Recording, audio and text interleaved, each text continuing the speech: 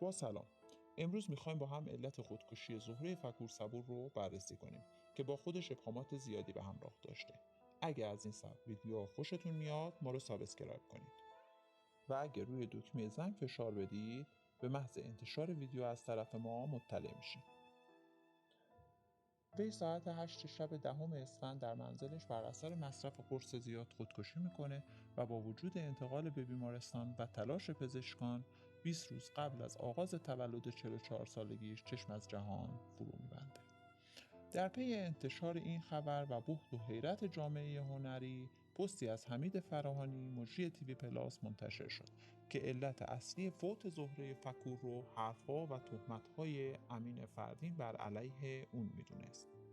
در لابلای واکنش‌های هنرمندان و دوستان زهره پیام‌هایی رو می‌بینیم که به درست بودن این ادعا مهر تایید میزنه که به بررسی چند تا از اونها میپردازیم.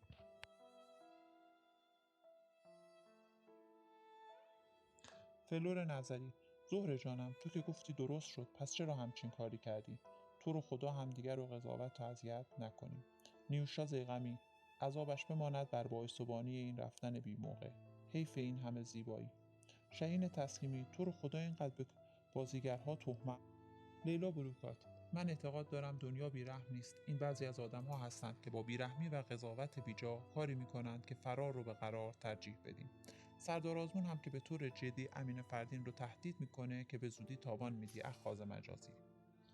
سحر زکریا: بیایم دست از حرفای کلیشه‌ای برداریم و ببینیم بر یک انسان چه میگذرد که به چنین نقطه‌ای میرسد. از اون طرف هنوز روزی از این خبر نگذشته امین فردین دوباره ویدیویی منتشر میکنه و خودکشی‌های اخیر هنرمندان از جمله خانم آزاده نامداری و الان خانم زهره فکور رو به فساد جامعه سینمایی ربط میده و دوباره ادعاهای پیشین خودش رو تکرار میکنه.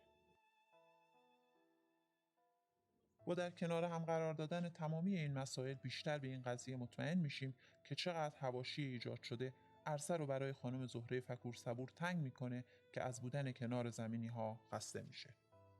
اون حتی در مصاحبه های اخیرش هم اعلام کرده که اگه برگرده به گذشته بازیگری رو انتخاب نمیکنه و یا اینکه معیار انتخاب نقش برای بازیگران صفحه مجازی اونهاست که از این وضعیت راضی نیست. یه سری از بازیگرا مخصوصا بازیگرای خانم وقت مصاحبه میکنن میگن الان معیار کارگردانا برای انتخاب نقش صفحات مجازیشون شده که مثلا این چقدر دنبال کننده داره. این خانم واقعا اینطوری هست به نظر شما؟ یعنی بخوام مثلا شما رو انتخاب کنم؟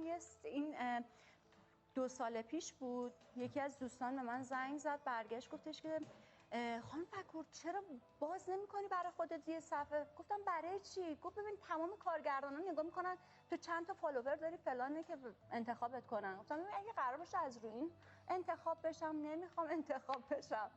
اون حالا کاری که ازم دیدن، اون اگر دوست داشتن، اگر واقعا بهم بخوره انتخابم کنن، ولی واقعا فکر میکنم اینطوری شده و من زیاد دیدم.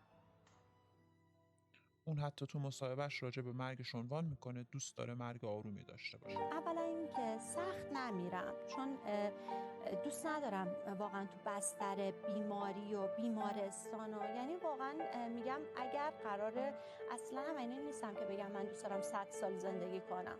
اگر من فردام بمیرم خوشحال مردم، یعنی برام مهم نیستش که زمان مرگم کی باشه، ولی اینکه چجوری بمیرم، این که من مرگ راحت داشته باشم.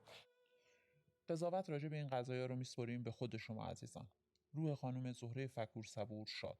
مرسی که تا اینجا همراهمون بودین. اگه از این ویدیو خوشتون اومد با لایک کردن ما رو حمایت کنید و نظراتتون رو برامون کامنت کنید.